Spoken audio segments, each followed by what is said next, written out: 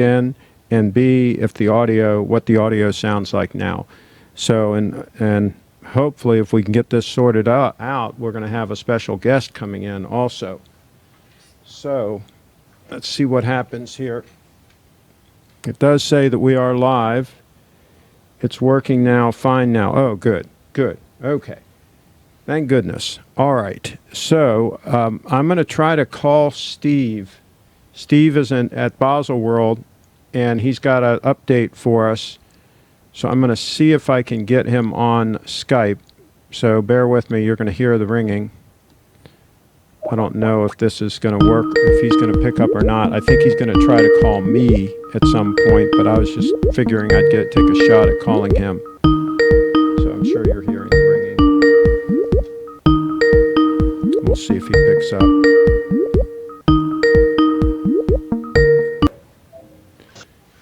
Okay, Steve.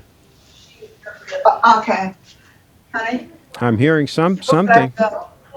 Can we do the 12? Hello, is Steve there? No financing, yes. Somebody picked up. Okay, look like your video is on. Okay, fine. Yeah, it's on. Yes, video is on. Okay, fine.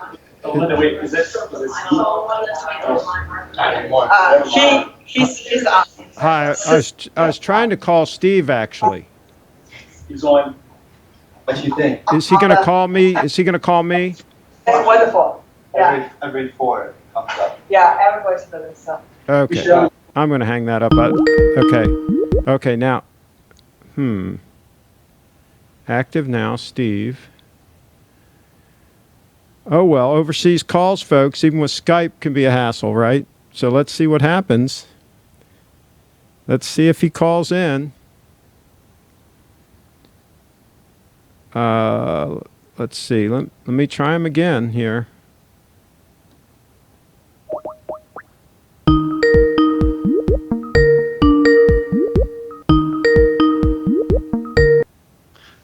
Hello, Steve. Yeah, hey, Craig. Okay, we've got Steve on the line. And guys, Okay. you're just going to hear his audio, but we're going to show some photos. And while I'm pulling up the photos, Steve, can you give us just a quick update on what's happened while you've been there so far? Okay, well, I arrived here. I took a plane Wednesday evening, 7 o'clock, arrived in Zurich at 7 a.m. and took an hour train ride over to Baselworld and visited the show and toured around and took a look at the new venue. It's been changed radically since last year. Attended a few meetings and what's the difference from last year to this year? Well, there's far fewer exhibitors. Okay. Probably led by the Swatch Group, which is Longines, Omega, Tissot, Breguet, and more, who pulled out of the show. Okay. And, sort of gutted the main hall that they occupied a huge amount. And a number of other companies correspondingly pulled out. So I think there's about 500 exhibitors this year. 2010 was a high watermark with 2,500 in 7 buildings. And now I think we're down to 2 or 3 buildings at the show. But personal impression, you can handle it. It's there's a lot more space to relax. There's a restaurant set up in the halls. Before, you're lucky to get a little hot dog out in the cold for $20. So it's a more enjoyable show. Yeah, and I think it's the kind of thing that people who aren't necessarily in the trade but watch fanciers could have a much better time now. They've also carved out some special spaces for the smaller brands and elevated their posture instead of shunting them off to the lower level of a side building. And it's much more approachable for the smaller brands, and guests can probably actually go into the the little booths and meet with the proprietors. You can't do that with the large brands for sure, but so a little friendlier, let's Yeah. say. And Now, you don't feel you have to run all over the place to cover things. I So, have pretty good. I have one of your pictures up right now, number 17, gorgeous watch. Okay, you This- can't do them in order because Well, this just happened to be the one that opened up first. okay, It's got the beautiful. It looks like cufflinks that go with it. oh yeah, this is. I sort of wanted to do this in order. Let me see if I can go back. Let me see Yeah, if they're I, all numbered. yeah. And, Let me see what I can do yeah. here. Give me a second here. Yeah, This is what we call live television. So yeah, we were almost there, guys. Hang everything's a on. little bit. I'm trying to figure out how to get to that folder. I'm on one individual picture right now, and I want to get to the folder. But just give me a second here, and I'll figure Sure. this out. I'll let you be the confused one for a change.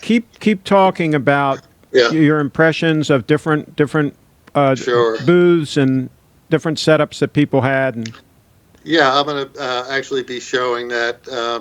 But I think that a very interesting thing is there's now a good part of what the Swatch Group occupied is now the press area. And you would not, and it's a very nice area. It's sort of cordoned off. You have to have credentials to get in. But it's in the open, and you can see everybody working with their laptops. They're giving them food and drink and pretty ritzy setup, but hundreds of people. It's hard to believe how many people are covering the watch scene. A lot. Okay, so and now more than previous years. We never saw them before. There was no place they were supported. I think they were just wandering around the premises. So now there's a designated press area where they can rendezvous and easily go out to the various booths that they want to visit. And so they've been given a much more prominent place. And probably you're going to see a lot of pretty good press coming out of it from these folks. Just real quick, what did you title this folder that you shared with me with the watch images? What's the title? Baselworld 2019. Okay. Pretty straightforward, I think. Yeah, let me just keep going. Yeah, okay, so on and off here. Another interesting feature is the apparent, to me anyway, return of the Chinese. So for many years, the Chinese, when they started getting into watches, came in big delegations, and they'd come into a booth and you better get out of the way. They got sort of the premier treatment, and because they were buying a lot of luxury watches. And then there was a crackdown on corruption in China, and suddenly a lot of that presence was missing. Well, this year, back again. Just my impression. Okay. Now, is this buyers you're talking about? Buyers, and it looked like I saw one posed scene of maybe 30, 40 people, and it looked like a watch fancier group, actually.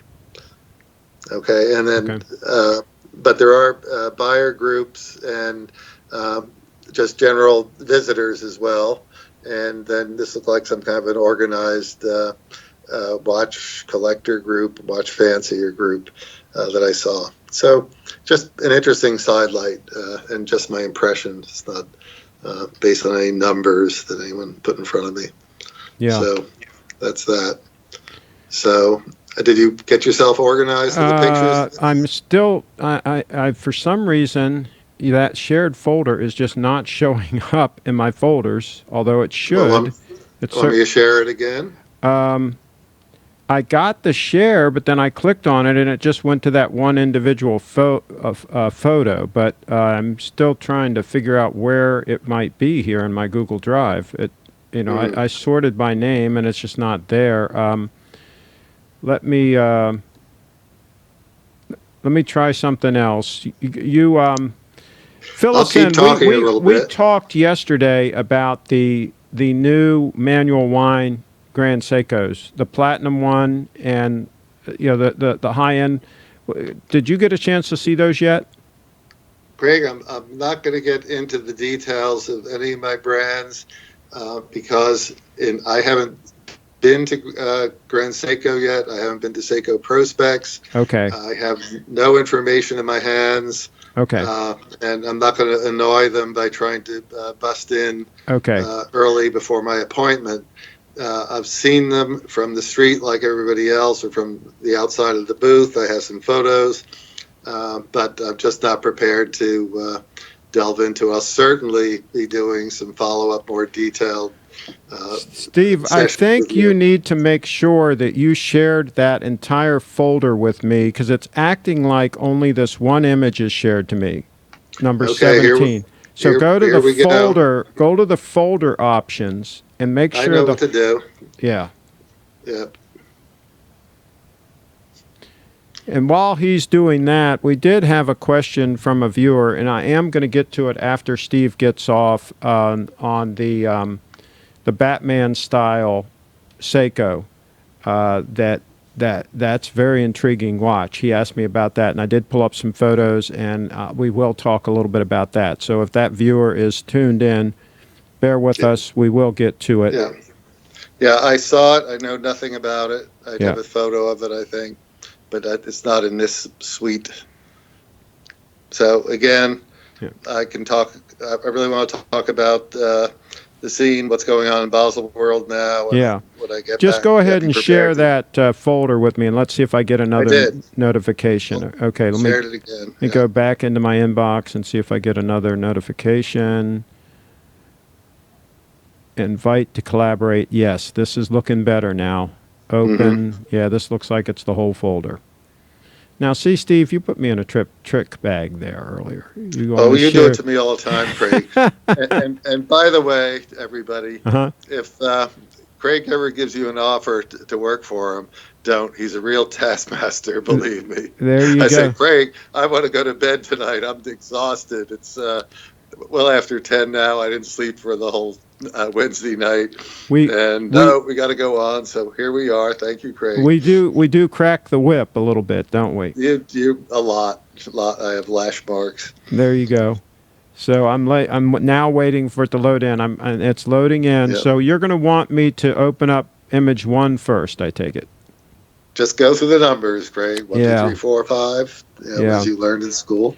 Yeah, what happens here, just so you know, is my streaming box likes to latch on to as much bandwidth as possible to stream. And so that's why these other things I'm trying to do with the computer that's on the same network, it is slow as molasses. So that's why we're dealing with this issue. I should have downloaded the pictures in advance and had them native on the computer. But anyway, I'm waiting for image number 1 to come up. Mm-hmm. And once it does, we'll be ready to go. Yeah, I'll just make a little aside. Okay, number 1 is Baselworld Venue. We got it up. That looks gorgeous. That looks nice. Just give me the number. And then I can we're on number 1. We're on number 1. Yeah. So this is the mezzanine area of the main hall in Baselworld. It's sort of where you come in, and you have a really nice view of the crowd. You can either from the top or down below, and it's sort of epic looking, actually, some of the way they stage the event. I mean, this is a huge hall. This is Hall 1, it's called. Mm-hmm. There used to be 7 halls in the whole program, and now, again, we're back to maybe 3 or so. This is about 3 city blocks long. I mean, it's big. And it's a big empty shell that gets filled up with the booths that I'm going to show you every year at huge expense to the watch brands, and probably why Swatch Group pulled out as part of it is the immense cost. Sure. So let's go over. And so, let me see if I can use this arrow and see if it'll go from. Oh, perfect. Now we're on image 2. Now that's that beautiful wide shot. My gosh, Steve, did you take this photo? Gee, Craig, I can press the camera button That's too. a beautiful photo. It almost looks you. like you used a tilt shift lens or something to take it. I mean, it is really cool. I have a beautiful 16 millimeter lens on my Fuji that does a great job. So Okay, so what does this one show us? Okay, that's the view from that balcony. And again, you'll see at the top that horizontal light area going across. If you go to the next slide, that's what's called the oculus. It's open to the sky. I have other photos. Okay, I'm on the next. I'm on the next image. Yep. Right, and so that's called the oculus, and it opens to the sky above. It's an extremely dramatic venue, and the streetcars come under that. There's a street under it, and people gather at the end of the day in that large open area, drink beer, socialize, take pictures, and whatever. So pretty festive environment, beautiful. So let's go to the next one. Okay. And now I'll give a little bit on what are called the booths. Yep. And the booths are, as I mentioned, these structures that get erected every year for the 5 or 6 day show, whatever the duration is for the year, and get taken down and they get stored somewhere in Germany. Some of them are 3-4 stories high, with stairways and offices for meetings way up at the top, and it's pretty amazing. They're multi-million-dollar each, and I hate to think what the put up, take down, storage costs. All this to just do once a year. Yeah. Okay. Correct. This is Citizen. It has a really stunning, to use a common colloquial word in our group, venue with all these lights suspended in a beautiful manner. Okay. So they do something like that every year. Now, do you sell any Citizen watches? A lot of Citizen watches. So they sell pretty good. Well, I sell more than Citizens. They own a bunch of companies, and I sell about 5 different brands that are ultimately owned by them. Because I've been hearing good things about the Citizen watches and lately. They're getting better. Okay. It's a huge company, and it's much larger than Seiko, for instance. Gotcha. So, all right, we're going to the next one. This is the Nomus. Yeah, I know. But it's I'm just contrasting this with the sort of a stunning look of the Citizen thing with the more Germanic, restrained look of the Nomos pavilion or booth, and it reflects the style of the watch. So a lot of the externals are very consistent with the aesthetic of we have the product. A comment in the chat. No one covers Citizen, so maybe we should talk about Citizen more on some of our shows. Can we do that? Yeah, in the future. Yeah, of course. Okay, we'll do it. And again, I have some interesting stuff coming up with Citizen that I'm not going to share right now. Okay. But, so that'll be a future program. Good. So let's go on to 6. All right, give me a second here. So this number 6 is the Casio G-Shock booth, and it's just across from Nomos, and it's the total opposite. And this is just a fragment of maybe a 60-foot or more long wall of constantly changing imagery. I've done some videos on it in the past, and very exciting graphics, and again reflective of the G-Shock Casio ethic, and really interesting. Okay. And the next one is Grand Seiko. Okay, got it. And remind everybody tomorrow is my appointment. Okay. So we'll get inside and learn a lot more when I get in and get my photography going and place my orders. And from the looks of what they were showing, the orders are going to be pretty hefty. Now, I hear you. Now, I have an event tomorrow, but I should be back in time to do a broadcast at about the same time. Do you want to give us a Grand Seiko update tomorrow night from your room? If I'm still viable. If you're still alive. Okay. Yeah. We'll play that by ear, but if it turns out you can, just text me, sometime I will. and let me know. Or or there may be some other follow-up that the listeners might want, and they can ask them the questions, and we can frame it accordingly. Yeah. So, yeah, it all depends on what you have and if you're available to share it. I mean, they're going to be sure. interested in whatever you have, I'm sure. Yeah, absolutely. So, slide 8. Okay. There we go. On the floor, in front of the booths and around, you'll frequently see interviews. Someone, the owner of the company that's in that booth to the right, is being interviewed, and they're recording him on video. And so there's very much of that vibe of interaction, the press that I've already mentioned, involved with the booth. So half of the mission for the companies who exhibit is to sell, obviously, to the retailers, an important thing, of course, but also to be getting in front of the press. Sure.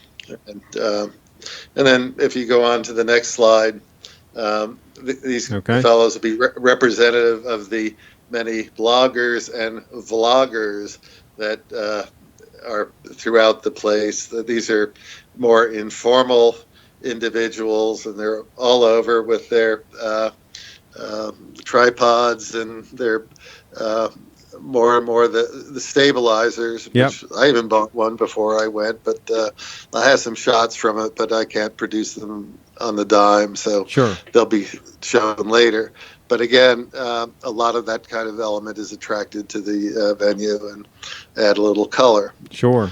So let's go on to 11. Okay, I'm there. And so this is a little topic of how I work when I go. And it's not all interviews. Another part of it is what I call prospecting. And I'm visiting brands that I don't have a relationship with, that I've heard about, or I've walked by their booth in prior years and been interested and maybe done a little research. And then I go in somewhat purposefully and have a meeting, and sometimes informally, sometimes scheduled in advance.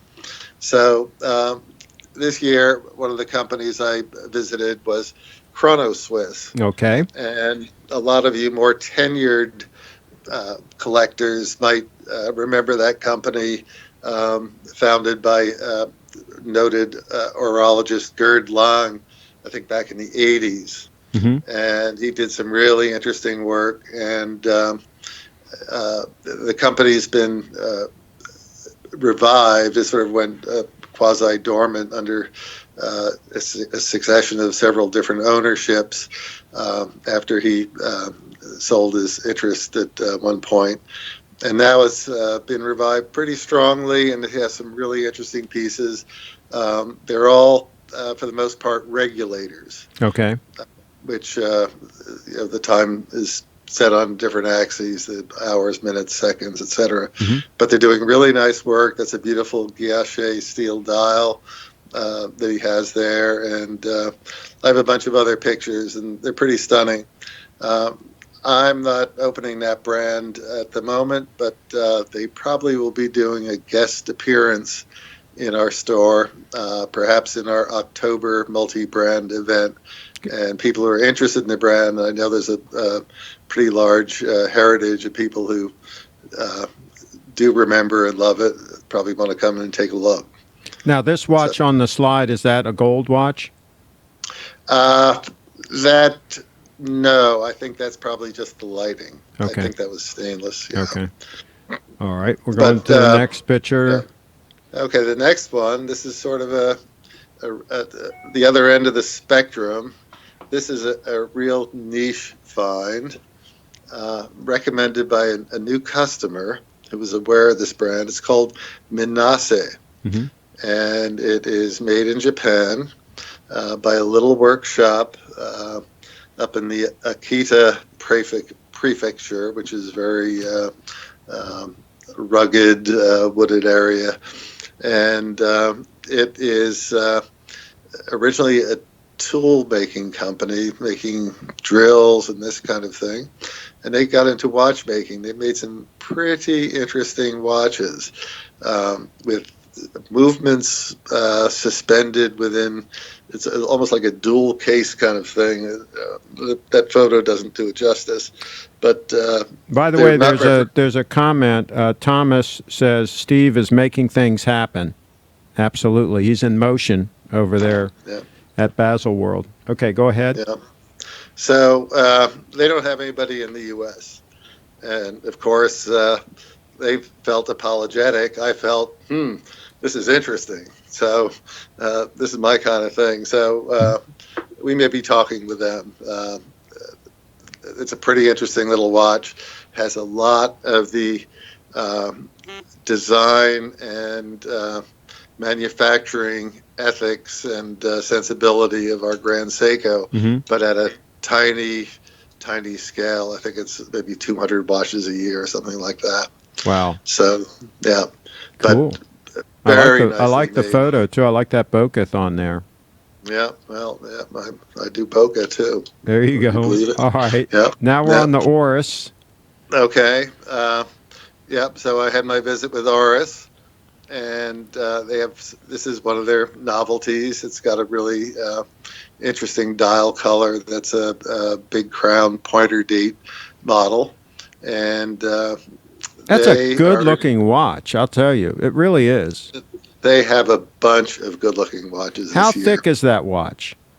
I don't know. Okay. I mean, it's probably not too bad. It's probably 13. Yeah, it doesn't look overly thick, just from what, but it's hard to tell from that angle. But it looks like I like the lugs. I like the lugs on it. I like the shape of the case. I like the, that knurling around the bezel. I mean, it's just really. I think that's a cool looking watch. Yeah, but there's a lot more coming. They have some really good looking limited editions. They have a beautiful set, 3-watch set that we acquired, very limited, and I think folks would be quite interested in it. Oris is starting to catch fire in our store. We're a new dealer, just 1 year into it, and now it's really, the interest is picking up, and it's independently owned. We love that, and family owned. And what kind of feedback are you getting from the buyers so far? Well, there's a following. There are people who are really into it, and it's a great price point, and but still be having sort of a boutique and quasi underground feel to it. I think that aren't they also fairly rugged watches? I mean, they hold up. They are, but they also make some dress watches that we don't carry that you wouldn't put in that category. So they're fairly wide, and they have in-house movements at the higher end as well. Okay. And we'll probably have a show built around those movements, and at some time during the year here in our store. Okay. So to help educate people a little bit more about Oris, they took us into a virtual reality session that took one into the internals of a watch that's running. Okay. Incredible. And it was to reveal a very hush-hush project, which we got to take a look at, but we couldn't take a picture. Okay. And aren't supposed to discuss any further. And this is sort of another theme of this Baselworld. A lot of things are under wraps. Okay, so some companies have not previewed anything. Well, we might have to prod you with some alcohol or something to get you to talk a little bit. Well, or through sleep deprivation. How about that? Yeah, that's already happening, though. Yeah, you're damn right it is. That didn't work. It didn't get you to talk, so we have to try other methods. No, I'm a tough nut, so watch out. All right, let's go to the next one. Okay. Next one is just their first moon phase from this is Müller Glashütte, one of our German brands, and they come out with some pretty nice pieces. They have a very dark watch I couldn't photograph well in their light. That's going to be a winner. and ordered several of those. And my guys back in the store are already on it and saying, "You got to get that. You got to get it." And so that'll be coming in, and maybe I'll revisit them. And by the way, folks, Steve moves some watches. Okay, he's not. He doesn't play at this game. He wins this game, and he always gives a fair price on the watches, and always gives excellent service. And that word is getting around internationally. So that's the name of that tune. This was an unpaid endorsement. Thank there you go. That's right. That's right. Okay. Yeah, I'm still waiting for the checks to come in the mail, but that's okay. Just you keep waiting, Craig. No, we're on the next next watch. My next meeting, Omega. Yep. And Omega dropped out of the show, and they're in Zurich. Okay. I'm staying in Zurich during the show. I have to commute about an hour and a half each way to go to events over there. Today I had my Omega meeting. Okay. This was the only photo I was allowed to take. Okay. A lot is under the wraps. Okay. This is the Apollo 11 commemorative, 50-year commemorative gold watch. Oh, okay. Yeah, and that's going to retail. I've seen that. Yeah, I saw that when they first announced it. Yeah, and so this is a live shot from me. Mm-hmm. I think we'll probably not be able to get one. Probably too junior. We're less than 6 months into Omega. Yes. I think they're all accounted for. But I did see the steel 50 anniversary, and that's very tightly under wraps, and there will be some available at Little Treasury. Okay, so hello. And somebody asked, what is the size of the chronograph? Now, I don't know which one they're asking about. If they're asking about the one that's on the screen now or something that was on previously, but anyway. It's not in my head. It's probably 43. Yeah.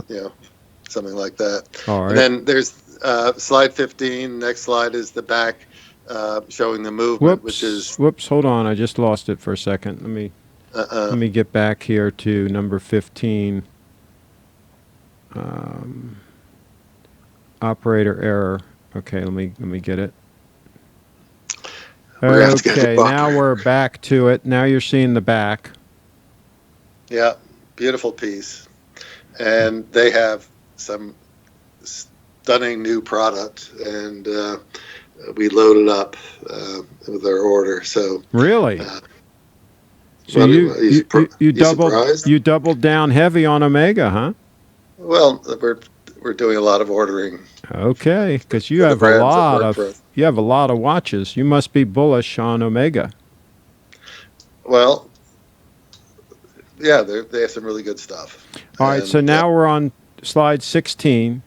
Okay, this is Les Ateliers. This is a new section in the other side of Building 1, which wraps around that Oculus I told you.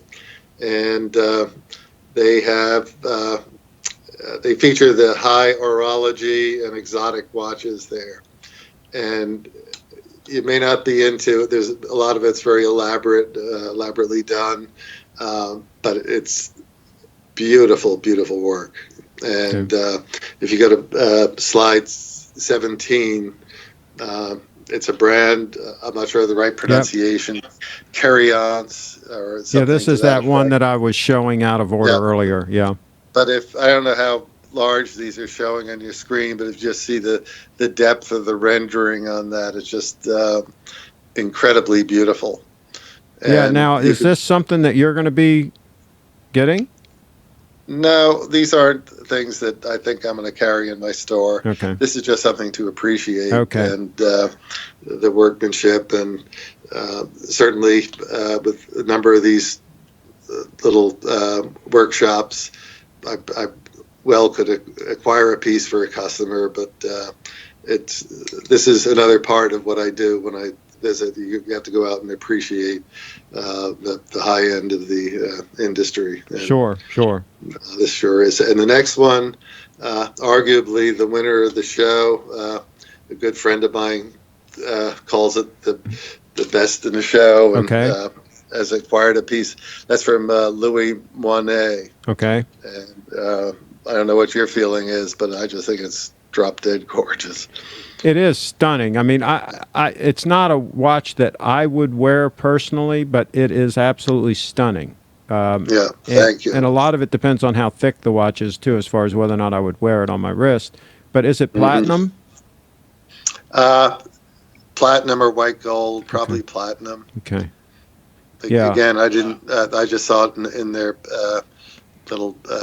Yeah, that's a watch that you could vitrine. just keep just looking at. I mean, that's just art. Yeah. I mean, it's just. Yeah. This isn't your kind of thing. I know that, but you got to appreciate it. Oh yeah, it's just Yeah. it's literally a work of art on your wrist. So. Yeah. Yeah, if it's thin enough to wear as a dress watch, I mean, I could get rowdy and I could wear that. You want to pick that up for me so I can just wear it for a little while? I think it's probably in the mid six figures. Well, that's why I said So you pick it up for me. If you'd like to give me a 50% deposit, Yeah. I'll be very glad to talk to you. Could you wire that so I can see it before I leave? Yeah, the wire's on the way. Stand by the bank there. Yeah, I'm wait for it. Sleepless waiting for it. So let's go to 18. Okay. There's a lot of bizarre. Oh, wow. Yeah, this is just a smattering. Is that in gold? I think that. Is that gold? I don't know. I didn't inquire. It's cool. Unlikely. It's cool It's big. looking. It's like a foot across. Yeah, it's cool. It's a clock. Yeah. And so I have a bunch of photos like that of all different kinds of bizarre clocks and things. Most of these are made by MB&F, I believe, the company. Okay. So we're going to go to 19. This is 19, a race car. Similar race car. Okay. Very well executed, but a clock in it. And just give you a sense of the range of what goes on in the extreme end of the business. Now we're looking at the train cars. Yeah, I'm sort of bringing it down to reality. Talk a little bit about Basel. I don't have any pictures of it. It's a lovely, lovely town that dates back to medieval times. Beautiful lifestyle, incredible streetcars are where you go everywhere. Just you hop on, hop off. These are taken under the Oculus. And so this is now. How do you pay if you hop on and hop off like that? Do you have to have some kind of flash pass or something, or how does that work? Well, when I arrive at the airport, you go to the train level, and you can. They have a really helpful desk, and I tell them, well, I need to go to Basel from Zurich 3 times, and have the train from the airport to Zurich twice, and what's my best bet? And should I buy individual tickets, or I can buy a 3-day pass? In my case, 3-day pass work $250. It's not cheap, but it is excellent. Well, yeah, Streetcar. But if you pay for that and that's all you need, and it takes you for the whole 3 days, that's not bad. It's not bad, but the point is that their trains and trams and everything just put us to shame. Oh, I'm sure. When I come home and take the Amtrak to New York, it just irritates me. Well, we're built around everybody going everywhere in cars. I mean, we're not built around public transportation. Right. Yeah. So next slide, my lunch. And oh boy, this is pretty nice, but it's a $35 hamburger, my friend. Well, I'm sure it was. Yes. And you could probably get a $35 hamburger in New York too, though. You could. No problem. But this is an average place. Did it taste good? It was quite good. I actually finished all the fries, which I shouldn't have. Yeah. So you're walking. My wife, you're walking a lot. You're walking a lot. About 7 miles, 8 miles a day. Yep. Over here. So, and then 22. Next slide. We're having wonderful weather. It's just been blue skies. I don't know what's going on back in the States. Not terrible, but a little windy today, but not terrible. Yeah, so very nice. And then I'm going to wind it up with a stunner for you all. Oh, there we go. a Grand Seiko that I just saw through the window, and I will definitely be inside tomorrow seeing what the story is. So hopefully tomorrow night, folks, we'll have a full Grand Seiko wrap-up update report. And by the way, you can just put if you take images, you can put them in the same shared folder, and then I should have easy access. Okay, and then you can count the numbers, right? Yeah, yeah. All right. So hey, this worked out good. Folks in the chat, any questions for Steve before we let him get some rest, some well-earned rest? Somebody asked if you're going to have any photos of the restroom. They're trying to be smart alecky. So anyway, okay. Next time we'll have pictures of the restrooms. The restrooms are probably unreal. Let's see. No other comments in here that I can. And by the way, folks, if you've been asking questions, ask them again, because after Steve goes to sleep, I'm going to be here and try to deal with any of your questions, because I haven't been watching everything while I've been talking to Steve. So anyway, that's about it. Anything else to wrap up with, Steve? No, that's it. If people have any requests for things for you to focus on tomorrow, let me know. I'll check it in the morning and try to accommodate. Okay, and your email is steve@littletreasury.com. Yeah, or I'll see it on the comments. Yeah. All right. Well, there we go. There we go, folks. Thanks for calling in, Steve. Okay, my pleasure. Fantastic report live from Baselworld. That's what you get on this channel. You get the real deal. So I'm going to, before I forget, I'm going to comment on the Seiko Batman, because I had a viewer ask about this. And just straight up, just looking at the pictures and looking at the stats, I think it's pretty interesting. I really do. It's got the spring drive in it. It's going to be super accurate. It's going to be a decent sized watch. It's 44 mils, actually 44.8 mils by 14.7. So it's a little bit bigger than my diver. But 14.7 mils thick is not terrible for a watch with this complication, a GMT and so on, and with this dive capability and so on. I mean, again, you're going to have to want a decent sized watch on your wrist, okay?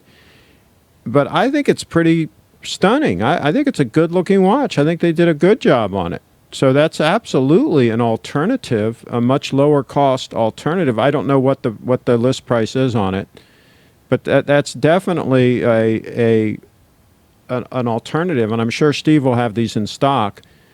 And maybe he'll talk about them some tomorrow if he talks about the Prospect line as well as Grand Seiko. But I definitely think it's something to consider. No doubt in my mind, it's something to consider. So it's too busy, somebody says. I think it looks good. And again, you got to see these in person to know what they're really going to look like. Photographs of these watches does not, in many cases, tell the real story. You have to see them. And talking about bigger watches, this is the thing here. Oh, shoot, I didn't even show it. I think I didn't. I don't know if I even showed it. Maybe I switched off. I don't know. But anyway, that's the watch. This is the thing. I mean, and I put a link in the description on this video to a video that Tim did about the Omega watches, and some of them. Some of them are so freaking huge now. He showed one that's like almost an inch thick. I have to pull that up, because this is absolutely, totally insane what's going on with some of these watches. Now, I will tell you that Omega absolutely has some gorgeous watches, and has some watches that are not super thick. But in that you're hearing his video, but I'm going to skip forward. Wrist. When I ask Omega, That would fulfill the original promise of the transparent case Hour Vision concept. So finish the mission, Omega. Full sapphire Hour Vision. So let's see what he says. Okay, here. and I think I speak for all of us, not just the sleight of wrist, when I ask, Omega, please, slimmer cases. This is my next talking point. And This by the is way, hilarious. That's no exaggeration. That's an actual screenshot from the Omega website. I That's should your show this. 2019 Planet Okay, this is absolutely hilarious, and I put the link to his video. But of course, it you takes got to watch love the whole to tell video. somebody when they need But to change. you're This gonna can be hear difficult. this. And I do love the Omega watch brand. I told you how I adore that Hour Vision He's annual gonna calendar. talk about And the for one my that's super grandfather thick. and my graduation, Omega watches, that's where I started. Let's go here. That was under 12 millimeters thick. The 2018 Diver 300 meter, that's almost 14 millimeters thick. How thick is that? Well, it's almost as chunky as a Rolex Yachtmaster 2. Wait until you see what he complex shows next. complication with almost 400 parts and a 44 millimeter case. Let's just say that at this point, the Planet Ocean chronograph, at almost Look at this. 20 millimeters thick, is practically a novelty watch, and that even by the standard of oversized novelty watches from Hublot and Panerai. You just can't make that an everyday watch. Even if you've got the wrist for it, it's almost an inch thick, and that's crazy. See, that's what I'm talking about. I mean, this is some of these watches, it's just getting totally insane. They're not usable watches. They're not wrist watches anymore. They're like, I don't know what they are. Collector watch to be in a box somewhere and to look at. I don't know what the deal is with some of these watches. And this is why I'm so hung up on usability and on wearability of these watches, because it's getting out of hand. It really is. Some of these watches, and they're also ugly, a lot of them. So that's the deal on all that. So check out his video, the link, if you haven't already seen it. Oh, boy, I'm trying to move my chair. The link is in the description. So let me just take a look at some of your comments here. The Prospex GMT Batman is the new Rolex Batman killer. I would pull the trigger on one if only it was a GS and not a Prospex. 5K is outrageous for a Seiko that's not a Grand Seiko. Well, if it's list 5K, you'll probably be able to buy it for a lot less. So wait until the dust settles on that there. We'll see what the price ends up being. Oris is one of the few affordable independent Swiss makers. Okay. I'd buy an Oris over a Seiko. Okay. Would you buy it over a Grand Seiko? Great report, Steve. I look forward to speaking to you next week. There you go, Warren. Yeah, Tim knows his stuff. The Oris pointer date is nice. Okay, Oris is nice because they are not owned by another company, and the price is far less than most Swiss watches. Good point. I'm going to take a closer look at them next time I'm over at Steve's store. No Panerai at Basel. Yeah, I would skip on the Panerai anyway. AC3 crashing the party. Panerai did. SIHH, okay. I think Panerai is nearly dead. Yeah, I wouldn't buy the Panerai. Hublot makes really ugly watches. Okay. I like Panerai. Oh, I can take the headsets off. I don't need that anymore. If anybody wants to come in, let me know in the chat. If anybody wants to Skype in and show off whatever. Been wearing the Panerai all day. It's been great. Okay. Craig, if your eyes were as good as 30 years ago and you were forced to choose between the GS Diver and the Snowflake, what would your pick for a one-watch solution? Well, if you're talking one-watch solution, I think you've got to go with the Snowflake, because the Diver is really not an adequate one-watch solution if you ever wear dress cuffs like this. It's not dress cuff friendly.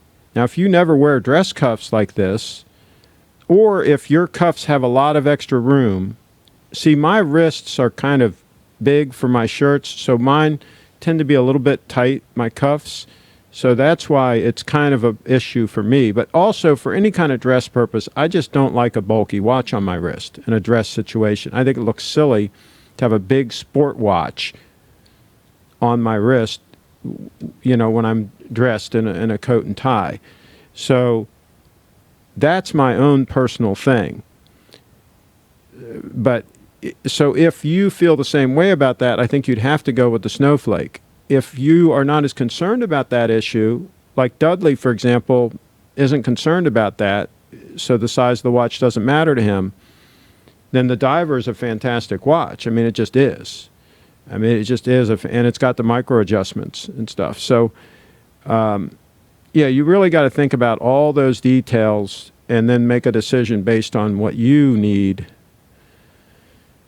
What do you think of the new Tag Heuer? I haven't looked at it. I'm sorry. Maybe at some point we'll look at it. I would like to see GS do a 9F diver with a Snowflake dial. That'd be interesting.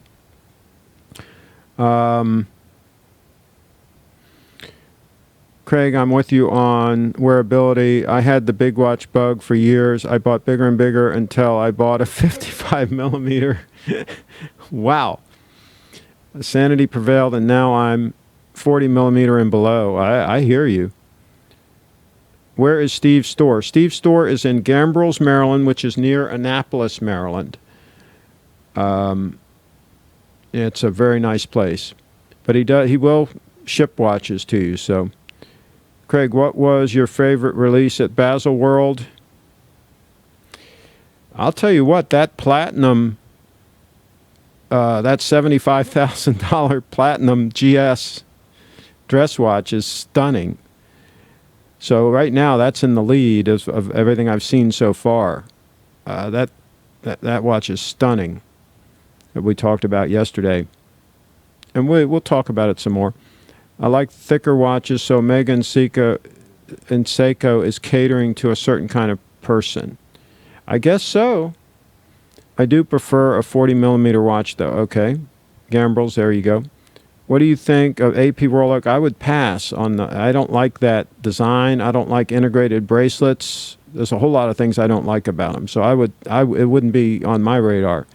I'm thinking of selling my Batman for a white dial Rolex. Yeah, I wouldn't do that. Not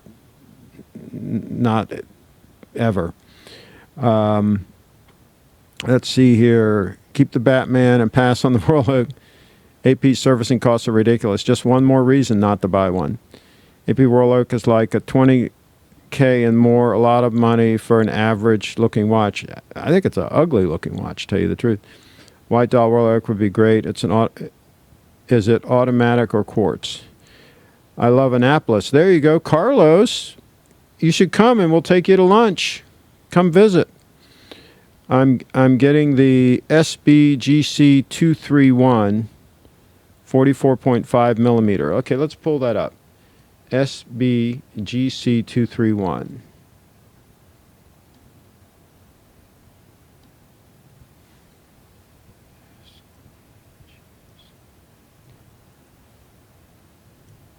Let me pull this over a little bit so it's not quite in the way as much.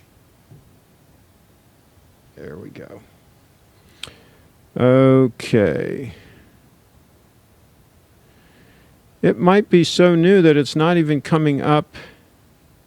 It's not even coming up on my search. It's not coming up on my search. Can you imagine?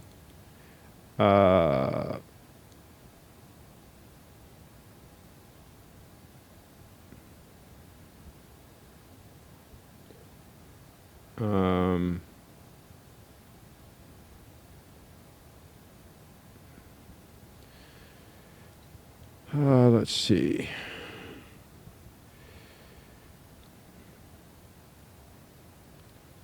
SBGC 230. All right, let's try that.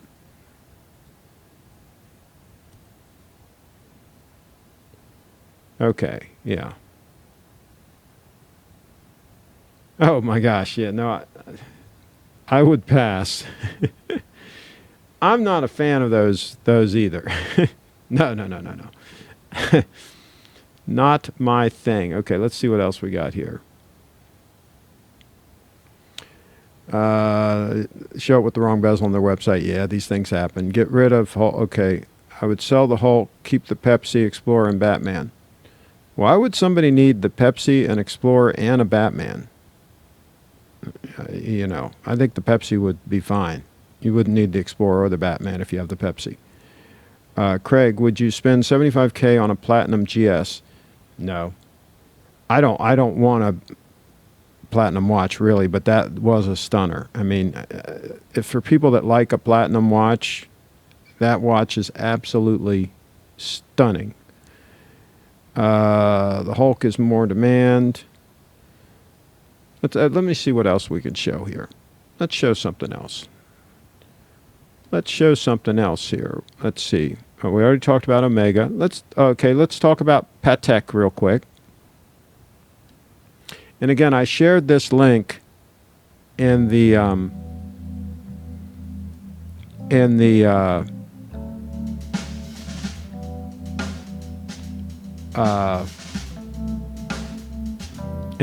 description.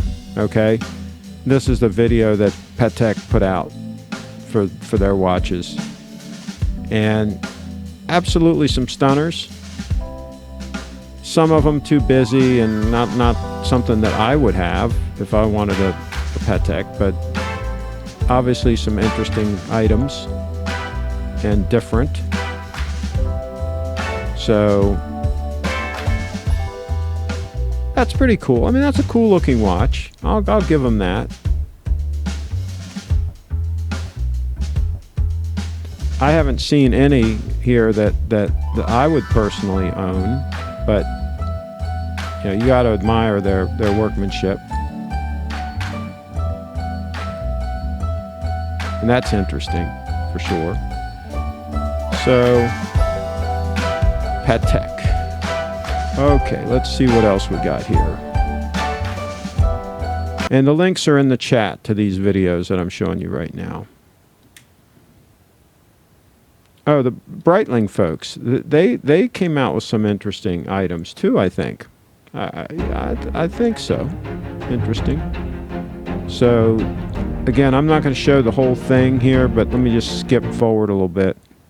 The authenticity of the Pretty details on gorgeous. the dial, on the case, even on the Pretty case gorgeous. back is really So amazing. the link to this whole video next, we is are in still the chat. in the air. So let me stop that so you're not hearing that audio. So take a look at that. Take a look at all the links that are in the description here. You might find some of this stuff interesting. So, last time I was there was 10 years ago. Yeah, he wasn't in business 10 years ago, I don't think. Well, that's maybe about when he started. I'm not sure, but yeah. Should have the 24-hour GMT. The SB GC230 is incorrect. It's there. Looking at it now. Okay, GS 2019 releases link. Okay. After seeing the GS and Seiko releases and pricing, I'm convinced the GS Titanium Diver is the best deal out there. That's why I bought it. Absolutely. It's a stunner. I should straighten that. I shouldn't have that crooked like that. Let me straighten that puppy up. Oh, boy.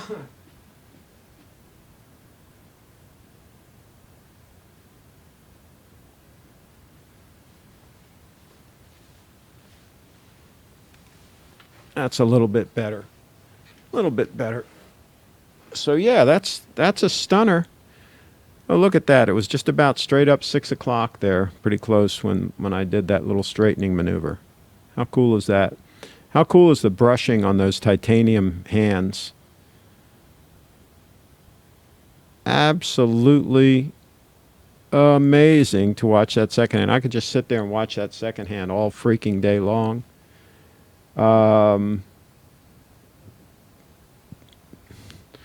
Look at the 231 SBG. Is this the SBGA 231? Is that what the diver is? I think it is. I can't keep the numbers straight myself. Let's see. why do we need any of this stuff?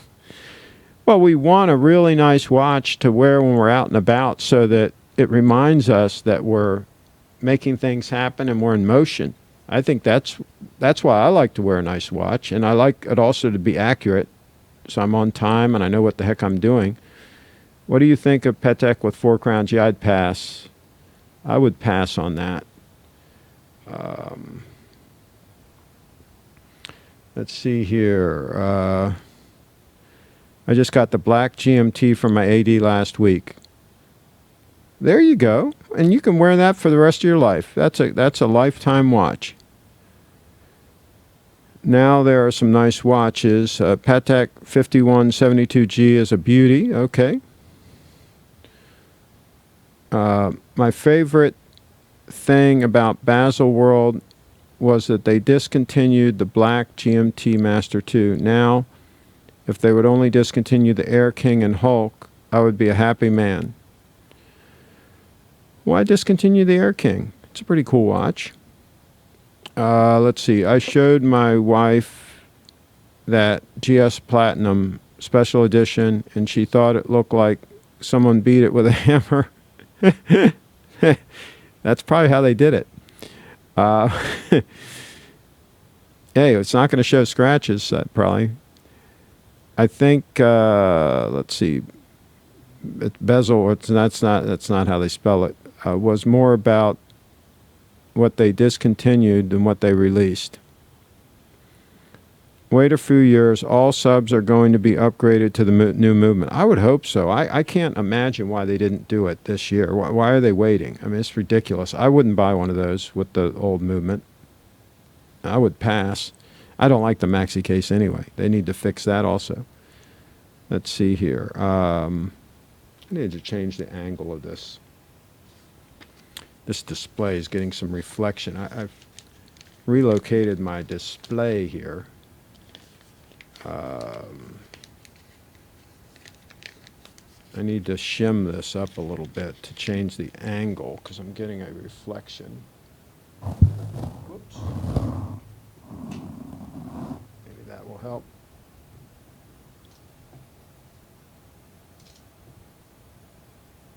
I don't know how well this is going to work. This is very unstable. Oh well. Let's see here. Wait a few. Okay, I already read that. Rather, they discontinue the Batman as well instead of putting it on Jubilee. Jubilee's great. It looks great on the Jubilee. Audio sounds good. Did you figure out what it was? I just unplugged. I just unplugged the HDMI and plugged it back in and restarted the streaming box. I had moved it around, and I think I had bumped that HDMI cable. So that was probably it. Let's see here. If the GS GMT had micro adjustments, it sure would make it work better for when it gets hot and humid. Are you talking about the one with the 9F movement? Because some of their other GMTs do have micro adjustments. Some of them do have it. You might want to double check that depending on the model you're looking at. The 9F one does not, but some of the others I think do. I don't remember which one does and which one doesn't. Let's see here.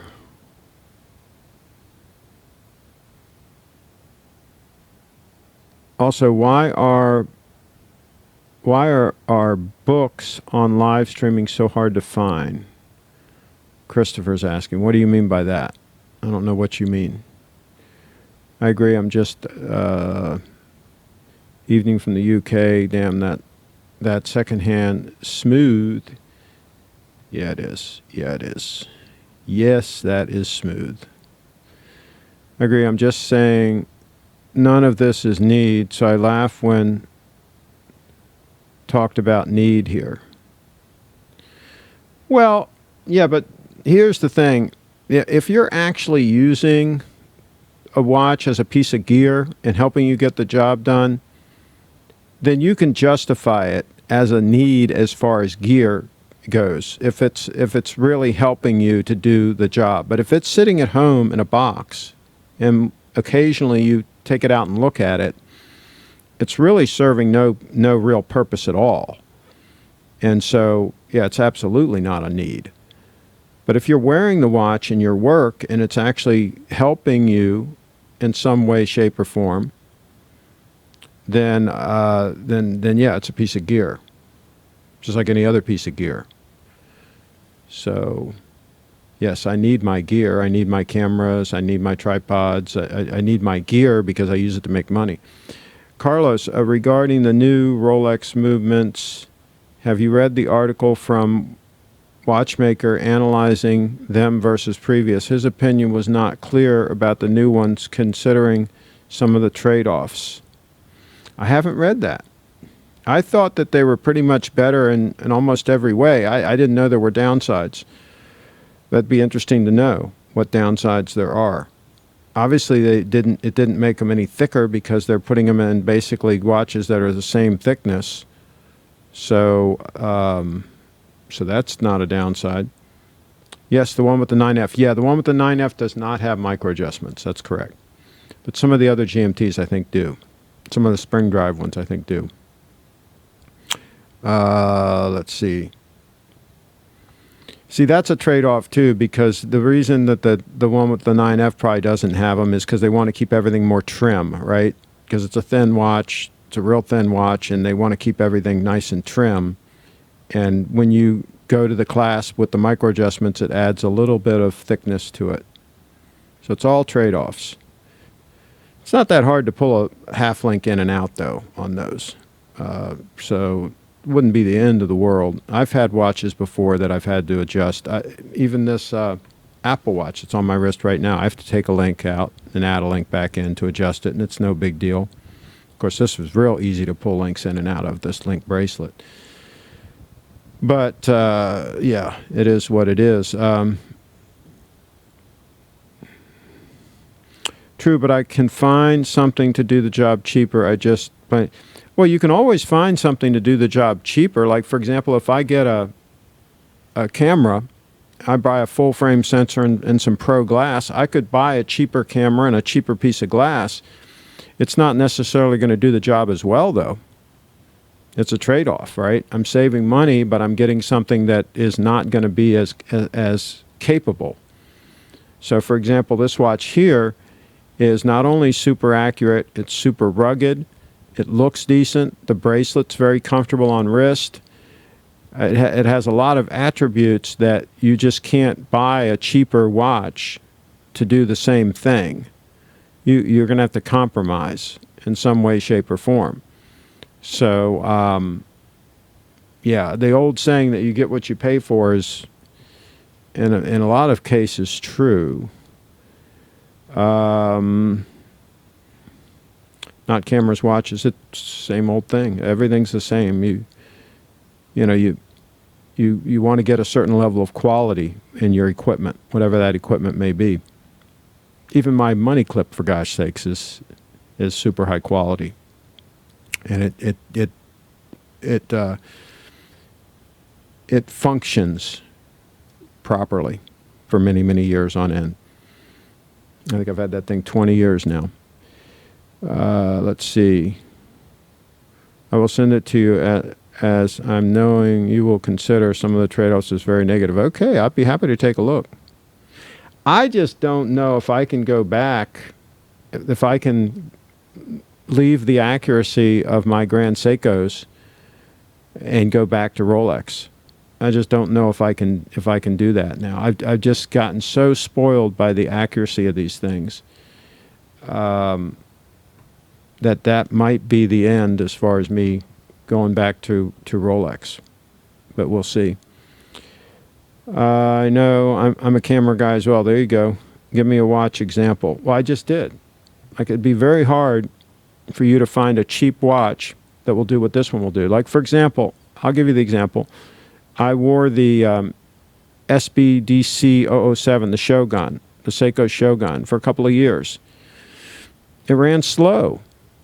It lost maybe, I don't know, 10 seconds a month or something maybe 15, maybe even more than that. I don't remember exactly, but it was running significantly slow, and that is a pain because when you go to reset it, you've got to resync the second hand with the minute hand and all that. If it's running fast, it's easier. You just stop it for X number of seconds and, you know, hack it and then just push the crown back in, right? It's not as big a deal. But when it's running slow, it's a pain in the neck. And so, yeah, I mean, that watch was very comfortable on wrist, very similar to this Grand Seiko. It looked good, not quite as good as this one. It had a lot of the attributes of this watch, but not all the attributes. And to get the attributes of this watch, you've got to spend significantly more. You've got to step up and spend some more money. And so that's what I chose to do.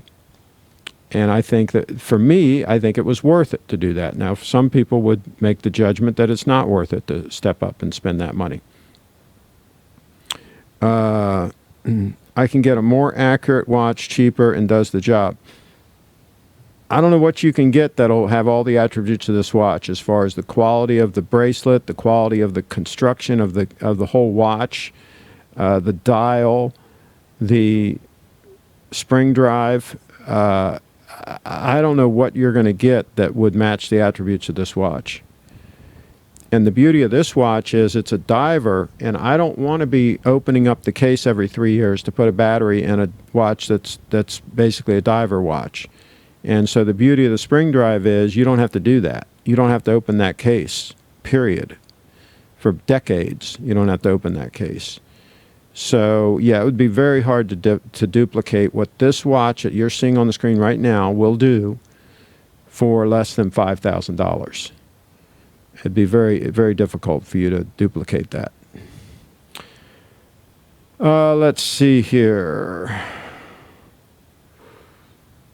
Yeah, and like I say, the downside to the quartz is you got to open that case up every 3 years and put a battery in it. So that's a downside there. Now, it's a trade-off, of course. I mean, it's going to be even more accurate, and it's going to be even less likely to need service if you get a 9F quartz, because they'll go at least 50 years without service. So it's a hell of a watch, a 9F. I'm not telling you it's not, but it's not. It won't do the things that spring drive will do. I'm not a quartz guy, just the point that we buy them because we love them, hardly ever because we need them. See, that's not, again, I mean, I think you need to rethink that and think about, are you really buying that watch for a legitimate reason and a legitimate use case? Because if you're not, then I would say take that money and invest it in something else. Invest it in a real investment, for example. Why do you want Rolex to discontinue the Hulk and Air King? Is it because you own those pieces? But you don't need the quality. My G-Shock can dive and has lasted years. Well, maybe you don't need the quality. I'm a nut for quality. I like things that are well made, and just about everything around me is extremely well made. So that's me. I just like high quality stuff and high quality gear, because I don't like to have gear fail on me and give trouble, especially when I'm in the middle of doing something, like the audio gear that I use and different things that I use. I'll pay up to get something that's going to be reliable and work for years, and not have to worry about having issues. And plus, I don't want an ugly watch on my wrist. There's that too. I dive, but I dive with my diving computer. Carlos says, Carlos in the house dives with a diving computer. There you go. I thought about it a lot. Only example I can really think of is if you're a serious diver. Well, like Carlos says, he uses a dive computer for that. So there you go. I'm a total nut for quality. There you go. I spent a ton on watches. Yeah, well, you probably don't need a bunch of watches, though. One or two is more than enough. If a dress watch and a sport watch really is all that you would need. And then you go beyond that and buy like 5 or 6 watches, then you have gone way beyond need. Absolutely. You're at that point, you're just accumulating and collecting, which I don't. I have other things I can spend my money on than accumulating things I don't need. I've spent a ton. I just read that. Just okay. Archie has been sending you links. You coming back to the madness that he hasn't invited me to come on his show. From what I understand, I've been banned from his show. So there's that. Let's see what else. So I agree on that for sure. Rolex, Omega, Grand Seiko, I'm with you, bud. There you go. I don't need any of it, and none of us can say what need is. That's my point. Well, I'm just saying how I define it for me. I mean, obviously, it's a free country, so for now it is. I mean, that may change. But you can buy what you want and use what you want. I mean, I'm just saying how I operate. Everybody's going to operate differently. I'm still searching for that perfect one-watch rotation. I'd love to find a one watch that can meet all my needs and go down to a one-watch rotation. Right now I'm in a two-watch rotation. I've got the Apple Watch for dress purposes because it's nice and trim and will go underneath my cuff. And then I've got this for all other times. And I'm looking at various options for watches that I could actually wear all the time. So stay tuned. I might find that piece. There's several contenders. Why did Archie ban you? You'll have to ask him that. You'll have to ask him that. Clive doesn't want me on his show either, and he says he doesn't want to come on my show. And Archie said the same thing, evidently. So I don't know why they say that. You go ahead and ask them. Doesn't bother me one way or the other. I don't need to come on their shows, and they don't need to come on mine. Archie would never come on this show anyway. That would never happen. Let's see. All right, I think Apple Watch isn't a watch. For, hey, I love the Apple Watch. I wore this for 2 years, and I really enjoyed it. I really did. It's especially with the link bracelet that this one has. It's super comfortable. It's only about 10 mils thick. They nailed it. This is Series 1. I mean, they nailed it right out of the box. They came out with a super high quality, super well-made piece. Absolutely, the construction quality on this watch, the bracelet and everything is right up there with Rolex. I mean, the fit and finish, just everything about it. Durability. I mean, now this one isn't swimmable, but the newest one is. But I've talked to people that have even swam with the Series 1 and didn't have a problem. So, anyway, you don't underestimate the Apple Watch until you've tried one. They're pretty fantastic pieces. All right, I think we're going to wrap this puppy up. We've been going for almost an hour and a half. I'm checking the email to see if anything pressing is here. And once the money is transferred into my GDAX, it used to be GDAX, now it's Coinbase Pro account, I will try to do the purchase live online. I'm going to purchase a Bitcoin and show you guys how I'm going to do it. I'm checking my account right now to see if the money has showed up. I don't think it has. Nope. Still not showing up in my balance here. So I'm hoping it'll be below 4,000 because I transferred 4,000 over and I want to buy one full Bitcoin. So I'm hoping it'll still be below 4,000. Right now it's at 39.84. 39.84, so it's just below. But you see my US dollars over here is still 0.00. When the money shows up, that'll be 4,000.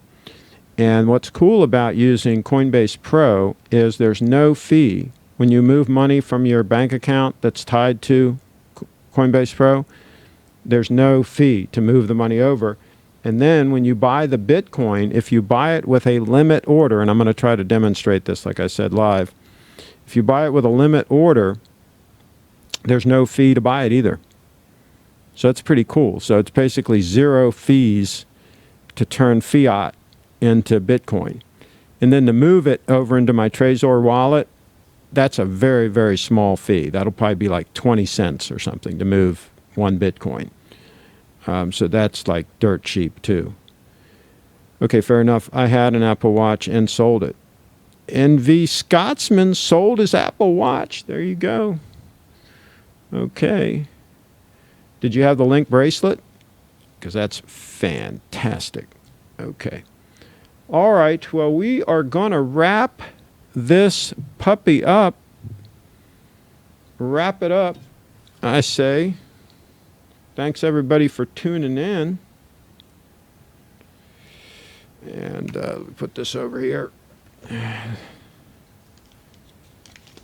I still got a few things here I need to organize.